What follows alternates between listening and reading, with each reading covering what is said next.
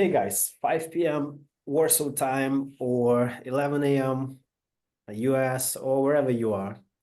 Thank you so much for finding time and attending our another episode of our expert series. As you know, we just probably to remind you about the team, we are Zebrunner.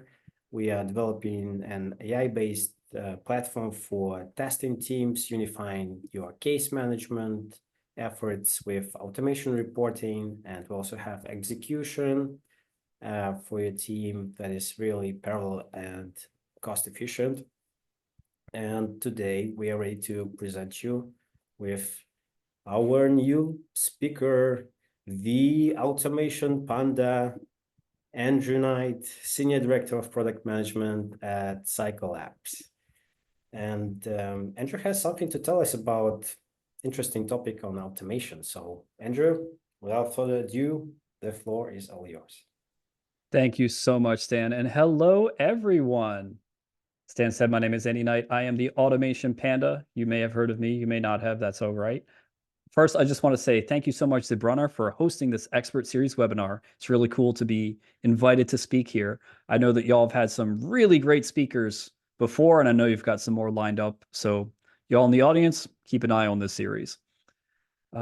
Also, thank you to all of you in the audience for joining today. I know y'all are from around the world. I'm in North Carolina right now, hopefully dodging the worst of the hurricane from Debbie. But thank you to everyone who has taken time to join today to hear me speak. A little bit about myself. I am the Automation Panda. I've been doing testing and automation for a pretty long time. For about a decade, I was a rank and file software development engineer and test, or SDET, building solutions to testing problems. Then I spent nearly 2 years leading developer relations and test automation university at Applitools, which is known for visual testing. Now, for the past year, I have been senior director of product management and product engineering at Cyclelabs, where I lead what Cyclelabs builds into their product offering. If you haven't heard, Cycle is an end-to-end test automation platform for enterprise platforms with a special focus on warehouse management systems, or WMS. It's kind of weird to think of myself as a product manager now, but I do enjoy my role, and I still get to code on the side, which is fun. Today in this webinar, I'm going to talk about web test automation. We are going to answer the question, between Selenium, Cypress, and Playwright, which web testing tools should we use? Now, to do that, we need a web test, or we need a web application to test. And so I have one that I've already developed for a very special member of my family. Y'all, this is my puppy.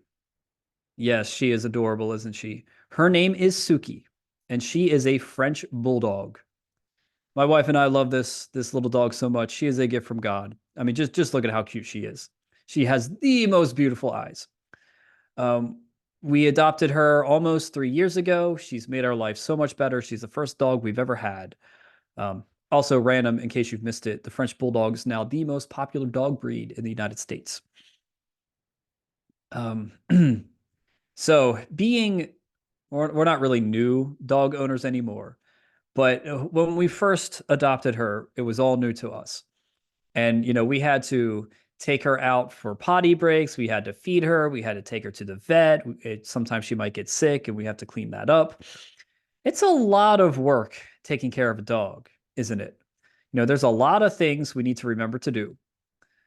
So to help with that, I created a little web app to track reminders for myself. I named the application Bulldoggy, the reminders app. You can scan the QR code here to visit the project on GitHub, or you can just type in the link, github.com/automationpanda, my account, /Bulldoggy reminders app. The project is open source. It's meant to be a demo app, not necessarily production ready, but you can give it a try yourself. And if you like this application, give it some GitHub stars to let me know. The application itself is pretty simple. When you first load it, it presents a standard login page. Fun fact, I actually use ChatGPT to help me write the HTML and CSS here. After logging in, you'll see the reminders page. The title card at the top has the app's name, the logo, and a logout button. On the left, there is a card for reminder lists.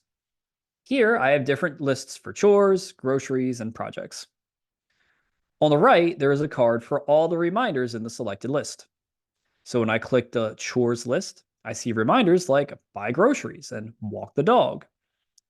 I can click individual reminder rows to strike them out, indicating that they are complete. I can also add, edit, or delete reminders and lists through the buttons along the right side of the cards. The Bulldoggy Reminders app is actually a full stack Python web application. If you know me, you know I'm a huge Python fan, and I'm a serious advocate for using Python for both development and testing. So warning, you're going to see a lot of Python in this talk. It should be no surprise that I developed Bulldoggy in Python. It uses TinyDB with Pydantic models for the model. It uses Fast API for the controller and the API. It uses Jinja templates for the HTML and CSS for the view.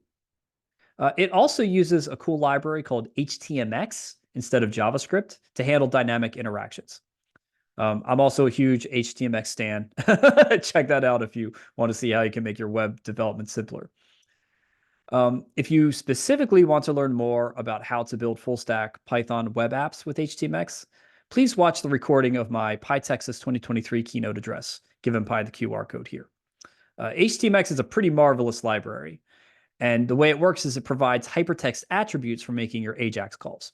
You don't need React, you don't need JavaScript. You can just basically use plain old HTML with attributes, and you'll get the same interactions. But all that to say, don't worry if you don't know about HTMX or any of the Python tools I mentioned. For this talk, just know that Bulldoggy works pretty much like any old modern web app that you'd find. So, how do we test the Bulldoggy app? Even though this is a small web app, there are lots of small behaviors and moving parts. If something breaks, then I might not be able to remember to, let's say, buy kibbles for Suki.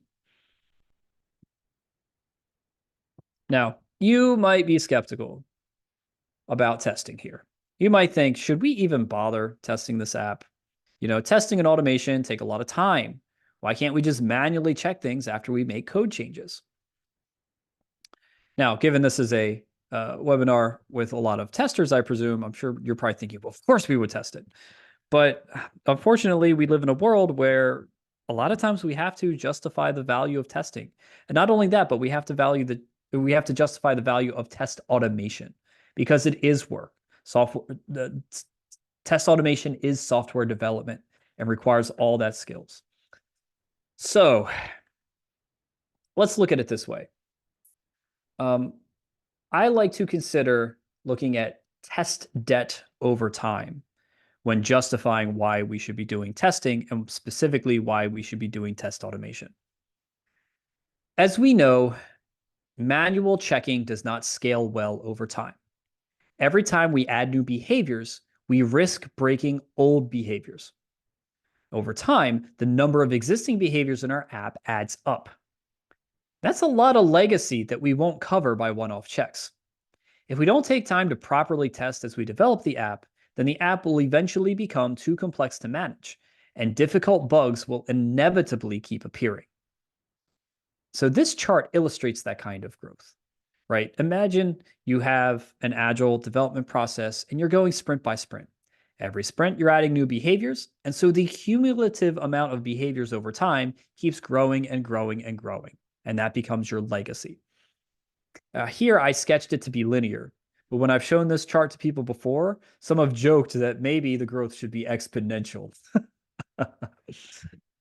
All right, so we need to test our app. We got it. But another common thing that people will retort is to say, but isn't testing easy? Can't we just use a common testing framework like PyTest if you're in Python, or JUnit if you're in Java, or NUnit, or Mocha, or Cucumber, or whatever other test runners out there. Shouldn't testing be pretty straightforward? Why is this such a big deal? Well, yes, you will need to use some sort of core test framework like PyTest or JUnit or any of the others. The problem is that you often need more than just a core test framework.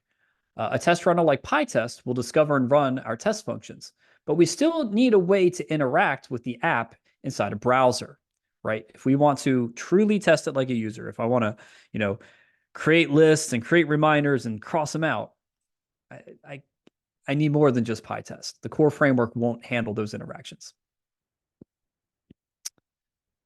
Now, there are a lot of development frameworks out there that come with some level of testing support. For example, FastAPI, as we've used for the Bulldoggy app, has a built-in test client class. Other frameworks like Django, Angular, and React all have testing libraries as well. Why can't we just use one of those? Well, you can. So in theory, with Bulldoggy being built with FastAPI, we could use FastAPI's test client for testing HTTP requests. What this will do is it will wrap the application, call the endpoints, and then parse responses. The example here shows how it can perform a basic hello world test. However, with FastAPI, as well as with most other web front-end frameworks, the testing client is really limited, and specifically limited to API testing, right? You can call an endpoint, you can get a response with a status code and a JSON body, but you can't really test the page itself. These testing clients cannot test pages of a web app through the browser like a user would. And so for that reason, they can't really handle end-to-end testing. And this is true, like I said, of FastAPI, of Django, of React, all these kinds of things. Not to say that you shouldn't do the unit and integration testing. You absolutely should. They are necessary, but they are not sufficient. All right, so we need to test the web app like a human would test it. So why not try one of these codeless test automation tools we keep seeing on the market? There's a bunch of them, like Selenium IDE being free and open source. For others, you've got things like Functionize, Mabel, Testim, Applitools Preflight. I mean, the list goes on and on and on. They can all test web apps without needing to do any programming.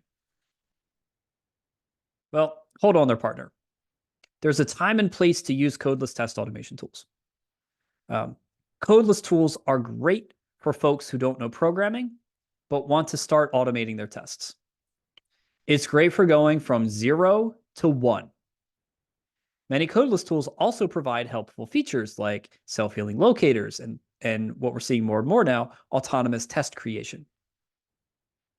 However, they also have serious limitations. They don't always scale well, both in terms of test development and test execution.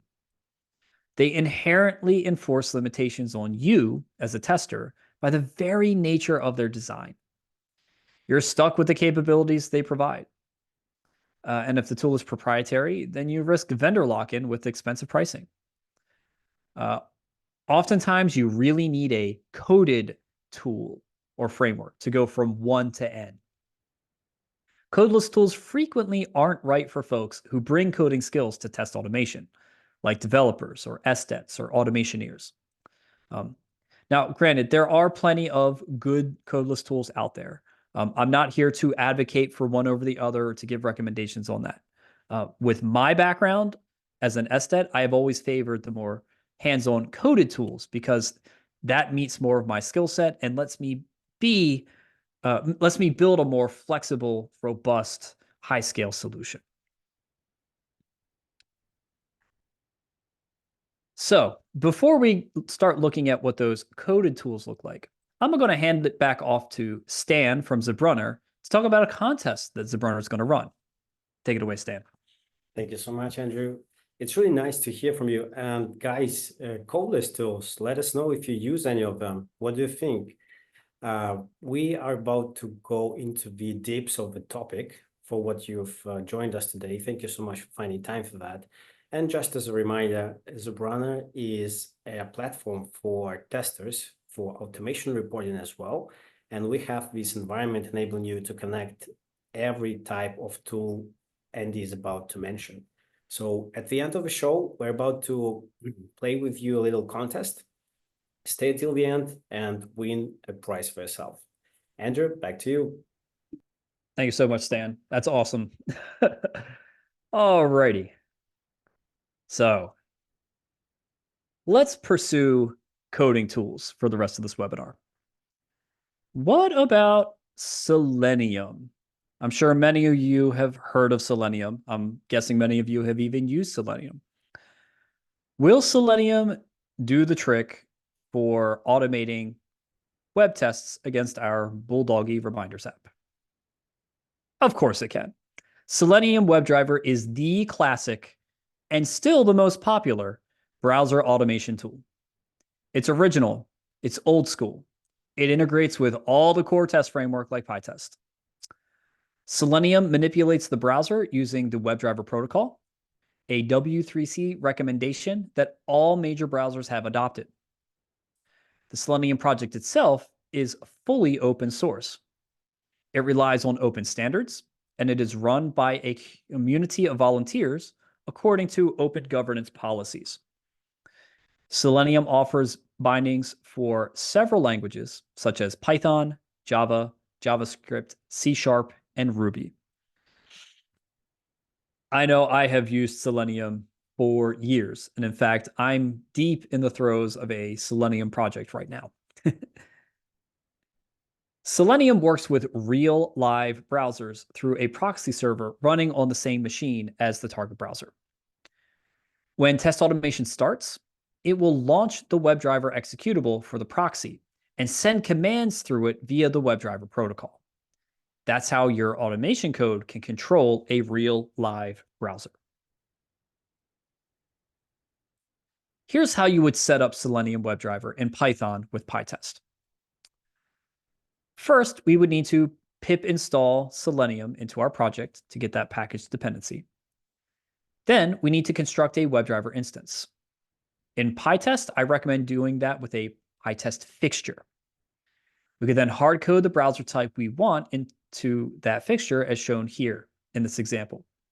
Or you could dynamically pick the browser type based on some sort of test inputs or configuration setting, or even an environment variable.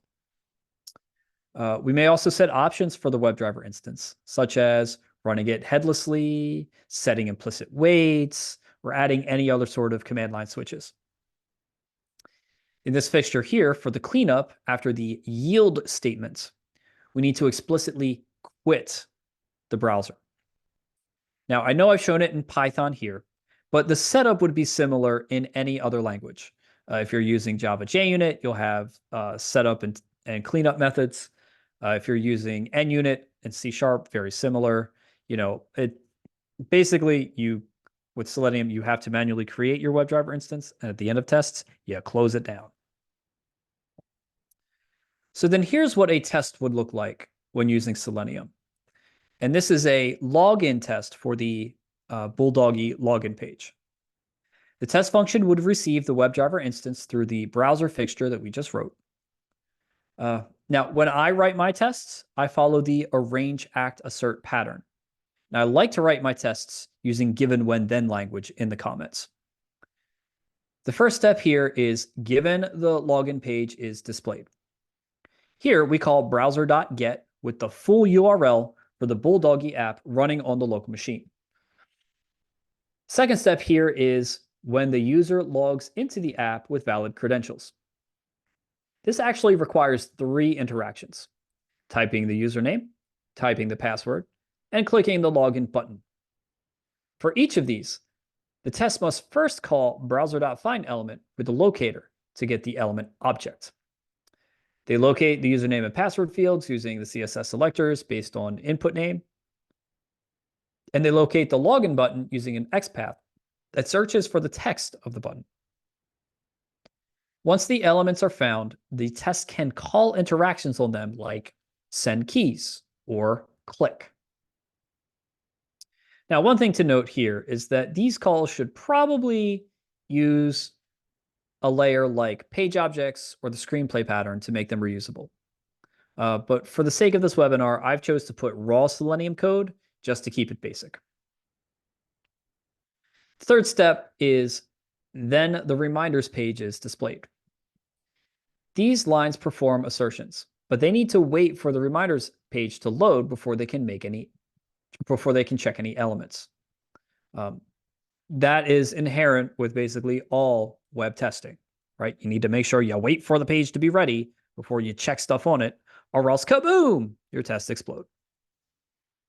These lines are doing those assertions with the waiting. The WebDriver wait object enables explicit waiting here. And with Selenium WebDriver, we need to handle waiting by ourselves, or else the test can crash if they can't find those elements. Improper waiting is the main cause for flakiness in tests. Also note, implicit and explicit waits don't mix. We got to choose one or the other. And so what I found personally, if you've got a small project demo, maybe it can be implicit waits, but anything serious that you want to maintain, you really should use explicit waits as shown here. So that's what Selenium code looks like. Selenium is great because it works well, but it does have some pain points. First, like we just said, there is no automatic waiting. You've got to do waiting yourself. Folks often write flaky tests unintentionally because they don't handle waiting properly. Therefore, it is strongly recommended to use a layer on top of Selenium, like page objects or screenplay pattern, or any of the various libraries like Selenide, Pylenium, Selenium Base that are out there. Secondly, Selenium setup can be a bit annoying.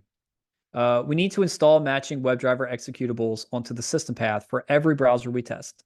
We need to make sure we keep all the drivers and the browser versions in sync.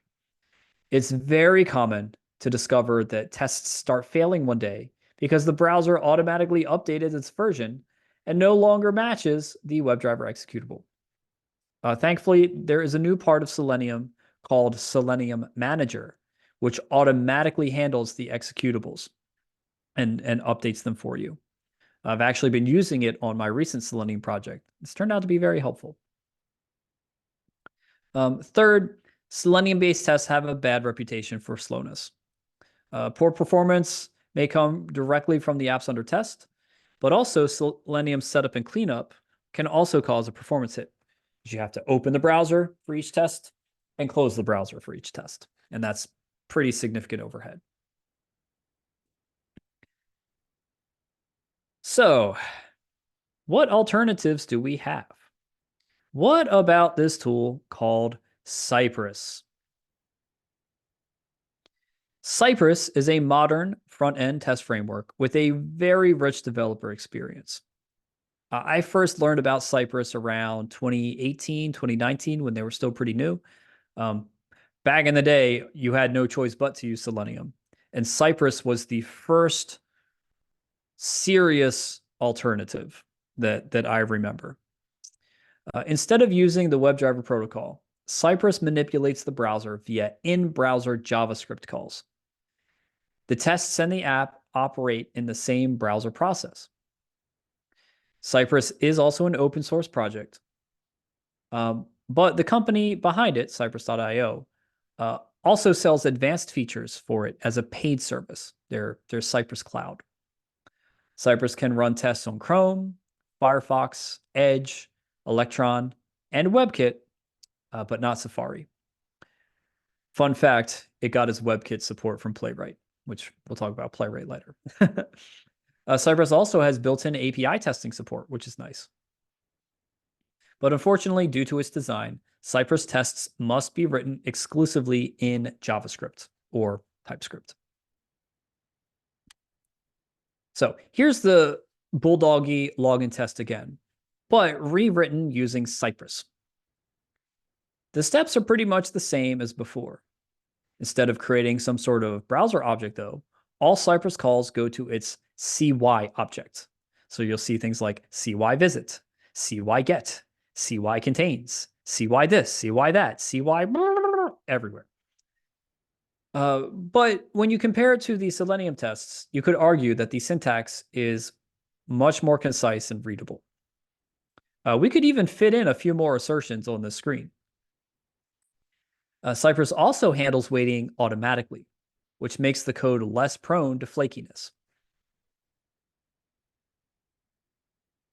The developer experience really comes alive when running Cypress tests, though. Cypress will open a browser window that will visually execute the test in front of you. Every step is traced so that you can quickly pinpoint all the failures. One way to look at this is that Cypress is essentially a web app that tests web apps. Now, while Cypress is awesome, it is JavaScript only, which is honestly pretty terrible for folks like me who love other languages like Python. Do we really want to have to learn another language just to test our Bulldoggy web app? Especially when our app might be written in another language. Bulldoggy is a full stack Python app. Why should I learn JavaScript to test a Python app? Moreover, language can be a barrier to entry for testers and teams who already have experience in other stacks. Lots of teams have spent years doing Selenium in Java. Why should they need to learn JavaScript just to test another web app? Another limitation with Cypress is that it is also trapped inside the browser. It has some inherent limitations, like the fact that it can't handle more than one open tab. It also can't test full on Safari, though it does have experimental support for WebKit. There's also a third tool we could try. Playwright, the up-and-coming web test framework from Microsoft. Playwright is similar to Cypress in that it's a modern open source test framework that is developed and maintained by a company. Playwright manipulates the browser via debug protocols, which makes it by far the fastest of the three tools we've discussed today. Playwright also takes a unique approach to browsers. Instead of testing full browsers like Google Chrome, Mozilla Firefox, and Apple Safari, it tests the corresponding browser projects like Chromium or WebKit. It also manages these browser projects for you, so you don't need to worry about installing executables on your path. Like Cypress, Playwright can also test APIs. And like Selenium, Playwright offers bindings for multiple popular languages, including Python. Playwright takes a unique approach to browser setup. Instead of launching a new browser instance for each test, it uses one browser instance for all the tests in the suite. Each test then creates a unique browser context within the browser instance, which is like an incognito session within the browser. It is very fast to create and destroy, much faster than a full browser instance. One browser instance can have multiple contexts simultaneously. Each context keeps its own cookies and session storage, so contexts are independent of each other. Each context may also have multiple pages or tabs open at any given time.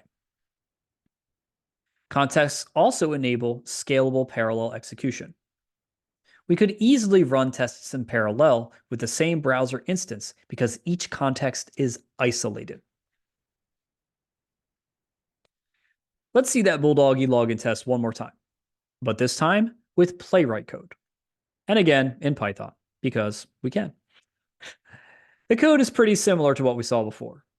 The major differences between these browser automation tools is not so much the appearance of the code, but rather how they work and perform. With Playwright, all interactions happen with the page object, which is injected into the test function via the page fixture from the PyTest plugin. By default, using the plugin, Playwright will create one browser instance to be shared by all tests in a suite, one context for each test case, and one page within the context for each test case. When we read this code, we see locators for finding elements and methods for acting upon found elements. Notice how, like Cypress, Playwright automatically handles waiting. Playwright also packs an extensive assertion library with conditions that will wait for a reasonable timeout for their intended conditions to become true. Again, like we said for the Selenium example code, if this were a real-world project, we would probably use page objects or the screenplay pattern to handle interactions rather than raw calls. When I use Playwright, I actually tend to prefer page objects because they're a bit simpler, and you can read the Playwright docs to see how to make your own page objects.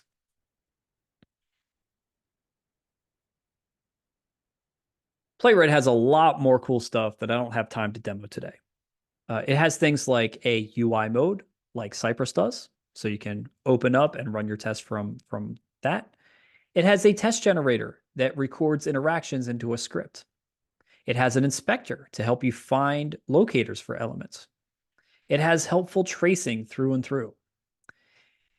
It has session storage for things like cookies so that you can reuse authentication tokens.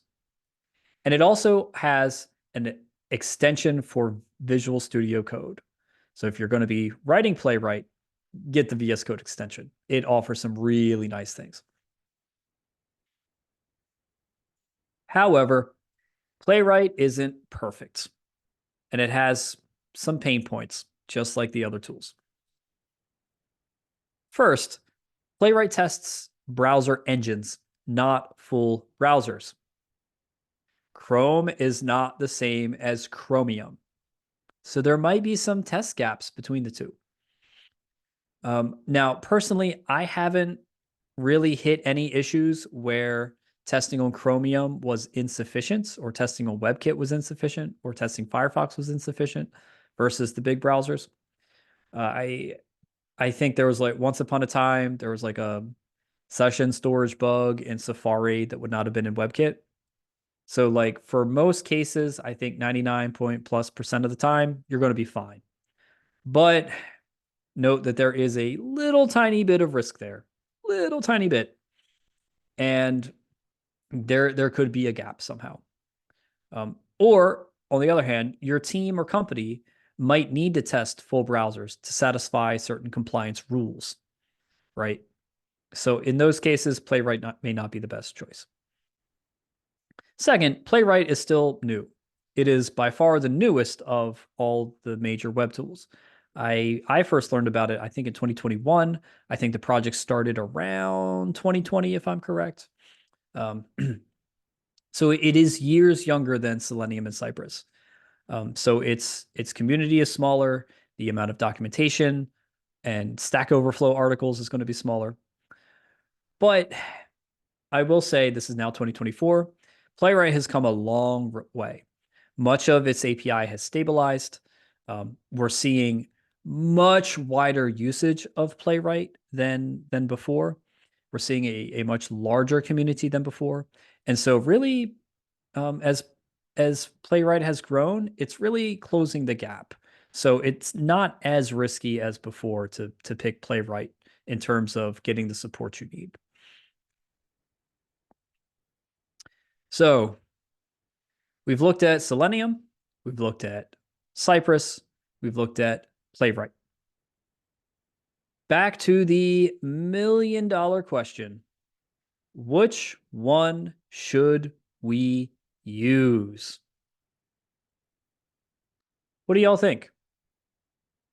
Pop in the chat which one you would use. I'm curious to see what y'all would say. Would you pick Selenium, the classic kingpin of browser-based testing? Would you pick Cypress, the darling of the front-end web developers? Or would you pick Playwright, the dark horse of browser-based test automation? Or would you pick something else entirely? Because there are other tools that I just don't have time to cover today. I'm curious to see what people are saying in the chats here. So I'm going to take a moment and see what are people saying. So it depends on the project. That's the right answer, Mohammed. Vishal, Playwright always.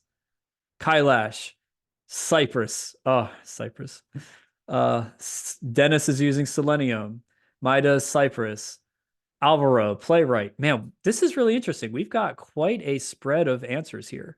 Um, I'll I'll use the classic answer. It depends. Dusty. Yep.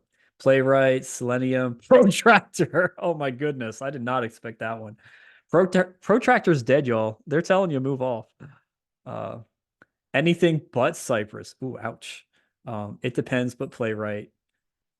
Man, based on the context, I choose the best one. Selenium, but keep a close eye on Playwright.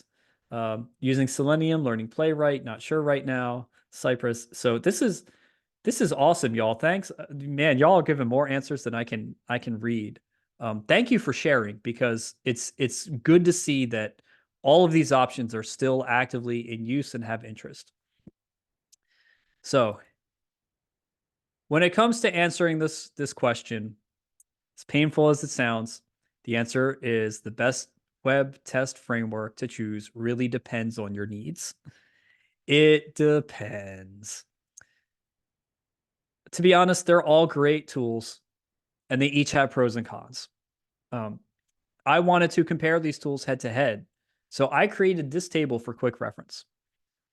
If you want to capture a picture or a screenshot, this is the one to do. Let's walk through it real quick. Selenium WebDriver is the classic tool that historically has appealed to testers. It supports all the major browsers and several programming languages.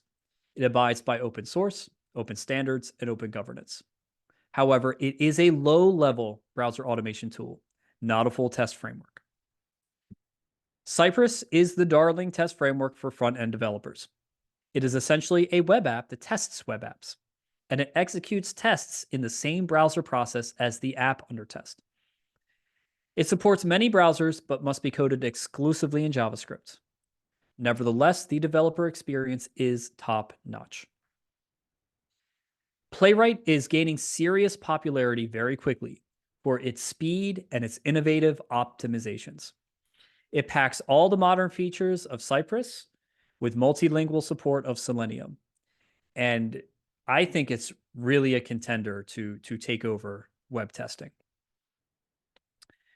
Now, as I mentioned, there are other popular web testing tools out there, such as WebDriver IO, Nightwatch, Robot Framework, and Test Cafe, among others. The reason I didn't cover them in detail, though, is that they are not as popular as the big three in terms of downloads and in terms of mindshare. The one that I would say that gets the honorable mention is WebDriver IO. That would be the fourth most prominent. Now, I kind of dodged the question a little bit earlier. I had said before, what web testing framework should we use? And so it's like, okay, we gave the diplomatic answer of, well, it depends. But now if you turn this question on me, which of these would I choose to use as the automation panda? Anybody got some guesses? Well, if you know me, yeah, there we go. I see him coming. If you know me, personally, I would choose Playwright. It's fast, it's safe, the syntax flows naturally. It supports Python, which I love. And I love this tool. When I first started using Playwright, within just a few short hours, I realized this is amazing. And I will say, I am proud to be an official Playwright ambassador. Nevertheless, it doesn't mean that I use Playwright exclusively. And it doesn't mean that Playwright is the right choice in all situations. All these tools are good. I still use all of them. And as I said before, I'm actually deep into a project using Selenium WebDriver in Java right now, old school style. My intention is not to push you towards one tool over another, but rather to help you decide which one best meets your needs. So, I know that we all now know how to test our web apps, and Suki never needs to worry that I might forget to buy her kibbles. So, what are the next steps? I can only cover so much in this short talk, and there's so much more to learn. If you want to learn more about testing and automation, I highly recommend visit Test Automation University. TAU is an online platform powered by Applitools that offers dozens of courses about testing and automation, and these courses are taught by the world's leading instructors. And all of the courses are completely free. There are several courses out there specifically about Python testing. I've developed some of them myself. But there are also out there for Cypress, Selenium, you name it, it's there. And as you take the courses, you'll earn achievements for every course you complete. Definitely check it out. So, with that being said, thank you all again so much for attending my talk today. I hope you all feel empowered to decide which web tool to use for testing. Again, my name is Andy Knight. I'm the Automation Panda. I have the link to the Bulldoggy application here. So you can give it a try. And if you like it, give me some GitHub stars. If you want to find me, just search for Automation Panda online. You will come across me. So now I believe we have a contest to run, and we also have some question and answer. So I'll turn it over to Stan. Thank you so much, Andy. It was wonderful, marvelous. And well, this app, it looks really awesome and cute. Thank you. Well, so many people voted for Playwright, but there were some interesting answers as well.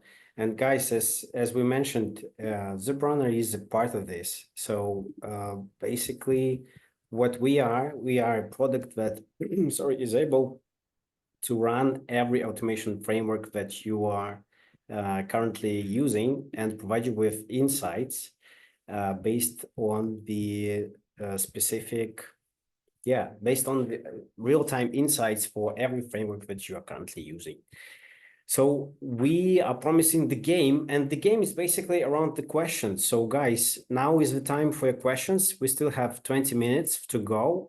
For that, we would kindly ask you to send your questions to our Q&A list, and Andy will choose the winner.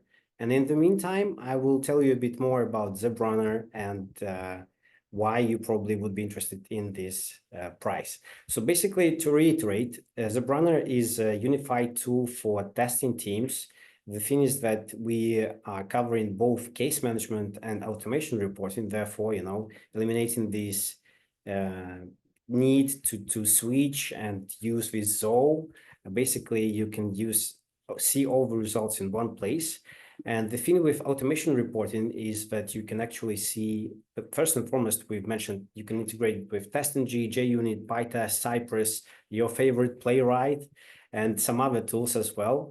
And just after a few simple steps, you will be able to see the results of your test directly in the interface. You will be able to perform comprehensive test failure analysis, see how many tests passed or failed, enable automatic known issues detection, and more. And on top of that, we also have our execution product, which is the Zebrunner Selenium Grid. And basically, with automation reporting, you can use any kind of execution, your existing IDE, your CI/CD server, a Lambda test, source labs, browser stack, you name it. And on top of that, you can also have the Zebrunner Selenium Grid. So what is it? It's a parallel test execution platform allowing you to run 1,000 and more threads simultaneously and pay only for what you use. So we calculated it's like $25 for 5,000 cases run in just under 20-25 minutes. It's awesome. It's working on top of our tool. And the price today for the best question would be $500 of credit for using this Selenium Grid tool. So guys, you will be able to test it, see how quickly you can complete your weekly regular tests in a matter of minutes instead of waiting for days and hours. So let's see what are the questions. I've seen we have a few. Awesome. So Stan, I'm thinking I can just start answering these questions. And I'll keep track of which one I think is the best as they come in. And at the end of the session, I can announce which one is the winner. Absolutely. All right, let's do that. So folks, get your questions in. We're going to try to answer as many as we can. I'm going to go from top to bottom here. So our first question comes in from anonymous attendee. When selecting method do you, oh, sorry, I can't read. What selecting method do you use? CSS selector, XPath? What selecting method should we avoid? Excellent question.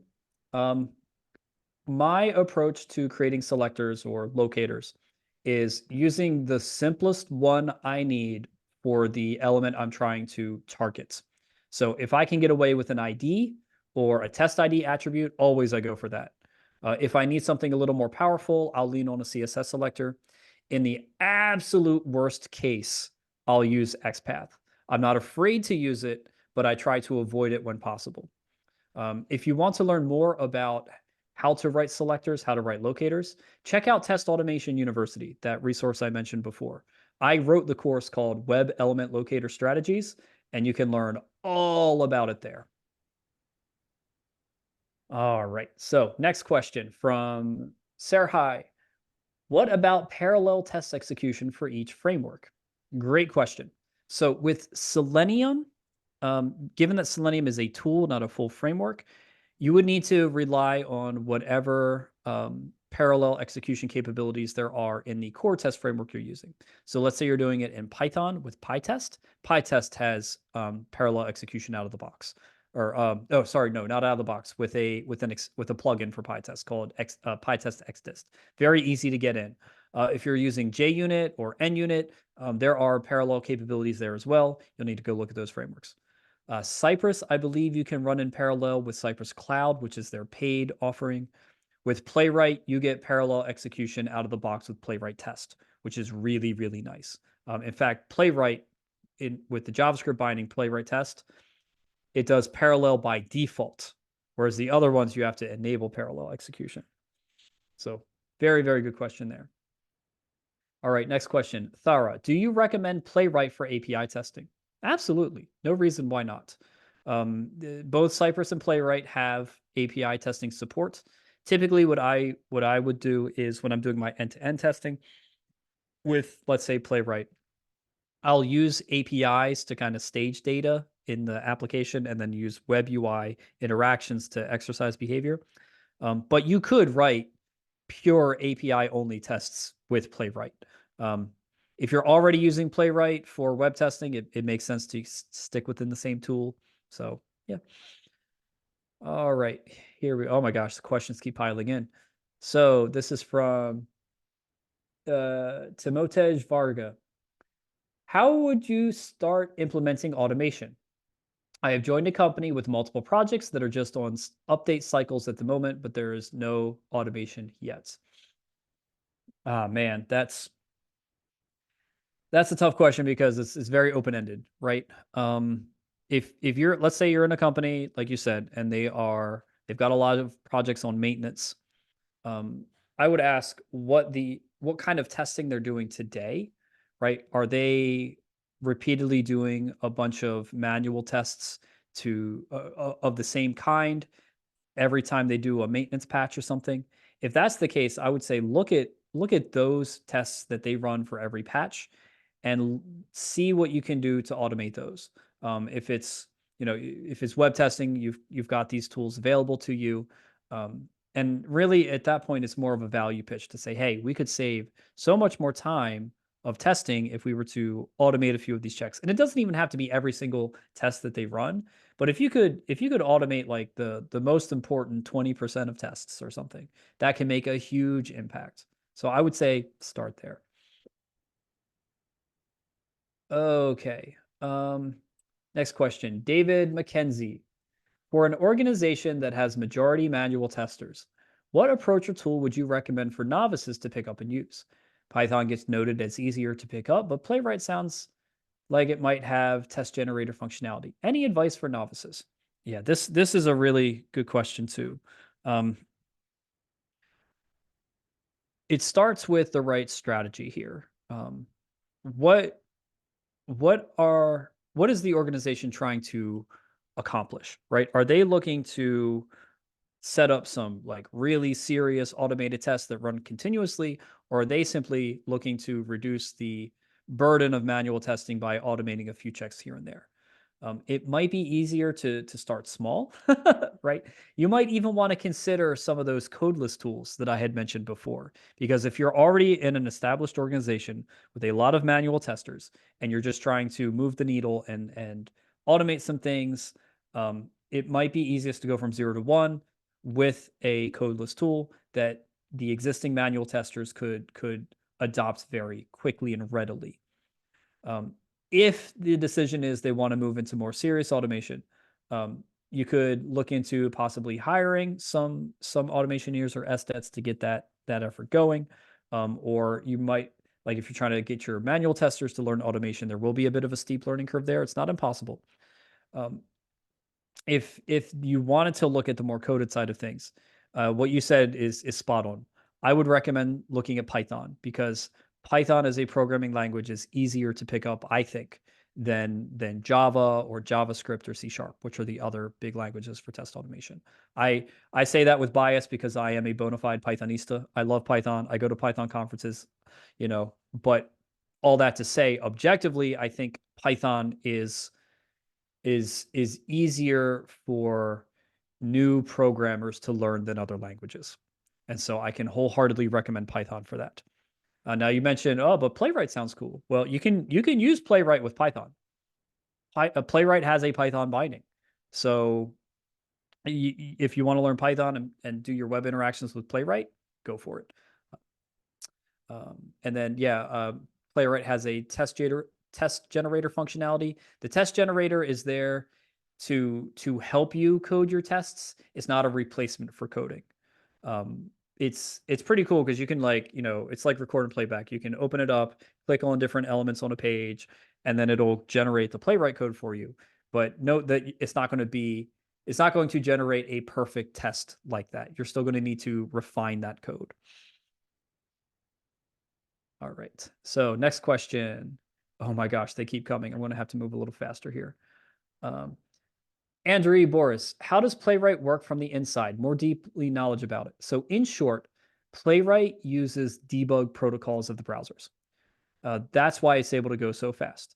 Basically, the team at Microsoft that works on Playwright, they're really into browsers. They're really into those debug protocols. They're essentially like really hardcore developers.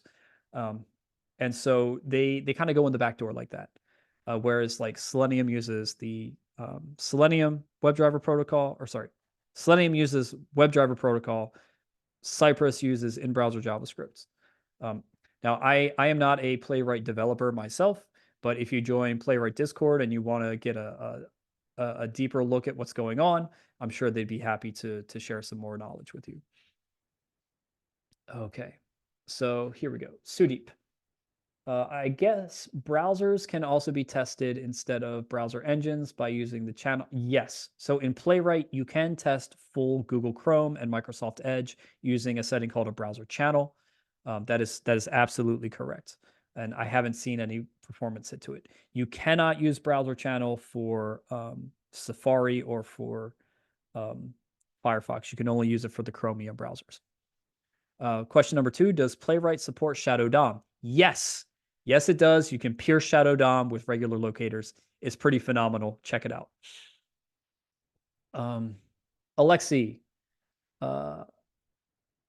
did you use different tools, for example, Selenium and Playwright in the same project? No. When it comes to picking one of these web testing tools for a test automation project, I've always picked like one or the other, right? So right now I am working on a particular project that uses Selenium WebDriver. So I'm using only that. There have been other projects in my workplace that have used Playwright, and that's going to be Playwright only. In fact, my team, shortly after I joined, they switched testing with Cypress to testing with Playwright for our web app. So yeah, it's kind of, I mean, in theory, I guess you could, but the question would be why?